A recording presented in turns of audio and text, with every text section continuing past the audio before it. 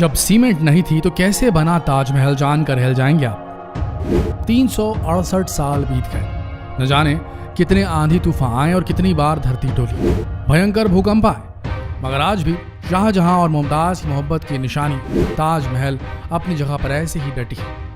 लेकिन आज बात ताजमहल की खूबसूरती की नहीं बल्कि इसकी मजबूती की करेंगे। क्या आप जानते हैं कि ताजमहल बिना सीमेंट के कैसे बना? दरअसल ताजमहल को बनाने के लिए सीमेंट का इस्तेमाल नहीं किया गया, बल्कि उस वक्त सीमेंट का आविष्कार तो हुआ ही नहीं था। अब आपके मन में यह सवाल तो जरूर आ रहा होगा कि आखिर उस वक्त बिना सीमेंट के ताजमहल बना कैसे? ताजमहल सफेद संगमरमर की वो इमारत जो अपनी बेमिसाल कारीगरी और खूबसूरती के लिए दुनिया भर में मशहूर है, जिसे देखने के लिए हर साल दुनिया भर से लाखों टूरिस्ट भारत आते हैं और इसे देखते ही सबके मुंह से निकलता है वाह ताज। खूबसूरती की मिसाल ताजमहल अपने ज़माने से लेकर अब तक कई सारे भूकंप और आंधी तूफानों को झेल चुका है, फिर भी इतनी मजबूती के साथ खड़ा है। हालांकि आप में से कुछ लोग कहेंगे कि ताजमहल को बहुत ही ज्यादा देखरेख में रखा जाता है, इसका रेगुलर मेंटेनेंस होता है, लेकिन वो बात अलग है, क्योंकि जब तक किसी बिल्डिंग की खुद की मजबूती ना हो तो चाहे आप उसकी कितनी भी देखरेख कीजिए, वो एक न एक दिन कमजोर होकर गिर ही जाएगी। ये सवाल उठता है कि उस वक्त जब सीमेंट का आविष्कार हुआ ही नहीं था तो ताजमहल आखिर बना कैसे? आपकी जानकारी के लिए बता दें कि सीमेंट की खोज इंग्लैंड के साइंटिस्ट जोसेफ एस्फिडन ने सन 1824 में की थी, जबकि ताजमहल को बनाने का काम 1631 ईस्वी में शुरू किया गया था, जो 1641 तक चला। हालांकि पूरे ताजमहल परिसर का काम पूरा होते होते सन 1653 तक का वक्त लग गया था। अब बढ़ते हैं उस सवाल की तरफ कि आखिर बिना सीमेंट के ताजमहल बना कैसे? दोस्तों, सीमेंट की खोज होने से पहले किसी भी बिल्डिंग को जब बनाया जाता था तब उसकी ईंटों को जोड़ने के लिए खास तरह के पेस्ट का इस्तेमाल किया जाता था। ताजमहल के निर्माण के दौरान भी इसी पेस्ट का इस्तेमाल किया गया था। पत्थरों को आपस में चिपकाने के लिए गुड़, बताशे, बेलगिरी का पानी, उड़द की दाल, दही, जूट, कत्था और कंकड़ जैसी चीजों को मिक्स किया जाता था। इसके बाद उसे चूने के पानी में मिलाया जाता था। इस तरह एक सेमी सॉलिड मटेरियल तैयार करके ताजमहल को बनाया गया। ये पेस्ट सीमेंट की जैसा ही काम करता था, मजबूती भी लगभग सीमेंट के बराबर ही थी। तभी तो उस जमाने में राजा महाराजाओं के बड़े बड़े महल और ऊंची ऊंची मंदिर मस्जिदें भी इसी तरीके से बनाई जाती थी। कितनी हैरत की बात है कि इस देसी जुगाड़ से ऐसी बड़ी बड़ी इमारतें तैयार की जाती थी जो आज तक उसी मजबूती से टिकी है। वैसे तो मुगल काल की लगभग सभी इमारतें लाल पत्थर से बनवाई गई थी, लेकिन ताजमहल को शाहजहां ने पूरी तरह सफेद संगमरमर से बनवाया था। वैसे संगमरमर के बारे में तो सब जानते हैं, लेकिन ताजमहल में कुछ बेहद कीमती और रेयर पत्थर भी जड़े गए थे। ये बात बहुत कम ही लोग जानते हैं। ऐसे पत्थर जो दुनिया में या तो बहुत कम मिलते हैं या फिर मिलते ही नहीं, जैसे अकीक, येमेनाइट, फिरोजा, लाजवाड़, मूंगा, सुलेमानी, लहसनिया, तमारा, यशाब और पितुनिया। ये कुछ ऐसे रेयर स्टोन्स हैं जिनका इस्तेमाल ताजमहल की सजावट के लिए किया गया था। इसके अलावा भी कुछ रेयर और प्रेशियस स्टोन ताजमहल की खूबसूरती को चार चांद लगाने के लिए इस्तेमाल किए गए थे, जैसे तलाई, पाइजहर, अजूबा, खातू, नाखोद और मखातिस। ये सभी पत्थर तो दुनिया में ना के बराबर मिलते हैं और ये एक रहस्य है कि आखिर शाहजहां इन पत्थरों को कहां से और कैसे लाए। ये बात अब तक कोई नहीं जान पाया है। आखिर भारत पर जब ब्रिटानिया हुकूमत का कब्जा था तब अंग्रेजों ने ताजमहल में जड़े सारे बेशकीमती पत्थर निकाल लिए थे।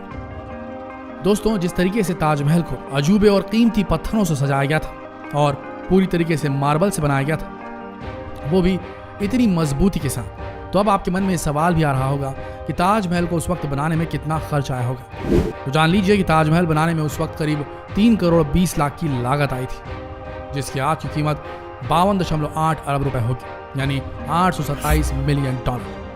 ताजमहल को बनाने का श्रेय 5वें मुगल शासक शाहजहां को जाता है। शाहजहां ने भारत पर 1628 से 1658 तक शासन किया। उसने अपनी सभी पत्नियों में सबसे प्रिय पत्नी मुमताज महल की याद में ताजमहल का निर्माण करवाया था। इसीलिए ताजमहल को मुमताज का मकबरा भी कहते हैं। मुमताज महल की मौत के बाद शाहजहां बहुत गमगीन हो गए थे। तब उन्होंने अपने प्यार को जिंदा रखने के लिए अपनी पत्नी की याद में ताजमहल बनवाने का फैसला लिया था। 1631 के बाद ही शाहजहां ने आधिकारिक रूप से ताजमहल को बनवाने का ऐलान कर दिया था, लेकिन इतिहासकार मानते हैं कि ताजमहल बनाने का काम 1612 ईस्वी में शुरू हुआ था। ताजमहल को बनाने में बहुत लंबा वक्त लगा। वैसे तो इस मकबरे का निर्माण 1643 में ही पूरा हो गया था, लेकिन इसके सभी पहलुओं का काम पूरा करते करते इसे बनने में लगभग 10 से 12 साल और लग गए। इस हिसाब से ताजमहल 1653 में पूरी तरीके से बनकर तैयार हुआ। ताजमहल को बनाने में 20,000 कारीगरों ने दिन रात मेहनत की। दरअसल शाहजहां ने इस अद्भुत इमारत को बनवाने के लिए बगदाद और तुर्की से कारीगर बुलवाए थे। माना जाता है कि ताजमहल बनाने के लिए बगदाद से कारीगर को बुलवाया गया था जो पत्थरों पर घुमावदार अक्षरों को तराश सकता था। इसी तरह बुखारा शहर से भी कारीगर को बुलाया गया था जो पत्थरों पर फूलों को तराशने में माहिर था। मीनारों के निर्माण के लिए समरकंद से हुनरमंद कारीगर बुलाए गए थे।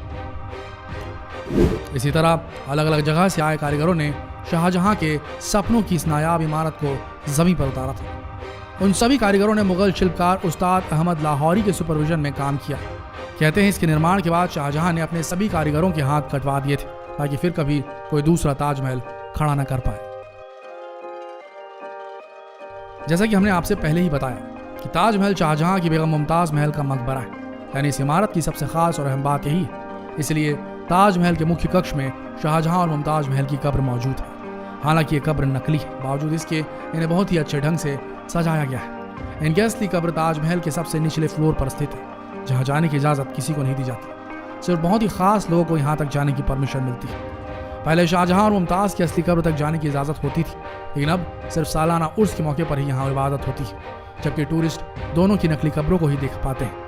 दोस्तों, शाहजहां चाहता था कि ताजमहल में कोई भी कमी न रहे, लेकिन आपको जानकर हैरानी होगी कि ताजमहल में एक छेद है जिसका पानी सीधे मुमताज की कब्र पर गिरता है। कहा जाता है जब शाहजहां ने ताजमहल बनाने वाले कारीगरों के हाथ काटने का फरमान जारी किया था, तब एक कारीगर ने गुस्से में ये छेद कर दिया।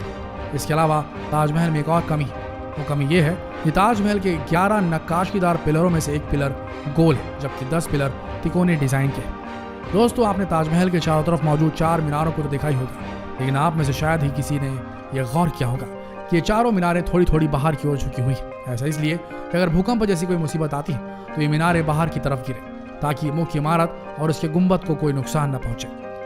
दोस्तों, मोहब्बत की निशानी ताजमहल की वास्तुशैली फारसी, तुर्क, भारतीय और इस्लामी वास्तुकला का अनोखा संगम है। साल 1983 में ताजमहल यूनेस्को की तरफ से विश्व धरोहर इमारतों में शामिल की गई। साथ ही ये दुनिया के 7 अजूबों में भी गिनी जाती है। अपनी बेजोड़ कारीगरी की वजह से ताजमहल दिन में अलग अलग समय में अलग अलग रंगों में दिखाई देता है। सुबह के समय हल्का गुलाबी, शाम में दुधेरी सफ़ेद जैसा नजर आता है, जबकि रात में हल्का सुनहरा दिखाई देता है। पूर्णिमा यानी फुल मून नाइट में तो इसकी खूबसूरती को 4 चांद लग जाते हैं, क्योंकि तब चांद की रोशनी में ताजमहल चांदी की तरह चमक उठता है। यही वजह है कि हर साल दुनिया भर से लाखों टूरिस्ट इस नायाब इमारत ताजमहल के दीदार के लिए भारत आते हैं। उम्मीद है आपको ये सारी जानकारी पसंद आई होगी। अगर पसंद आई तो इसे अपने तक सीमित न रखें और जितना हो सके इस वीडियो को शेयर करें ताकि बाकी लोग भी इस जानकारी को प्राप्त कर सकें। शेयर कीजिए इस वीडियो को फेसबुक पर, व्हाट्सएप पर, यूट्यूब पर और ऐसी वीडियोस के लिए बने रहिए हमारे चैनल के साथ। मिलते हैं अगले दिलचस्प वीडियो में, तब तक के लिए आप सबका इस वीडियो के अंत तक बने रहने के लिए दिल से धन्यवाद।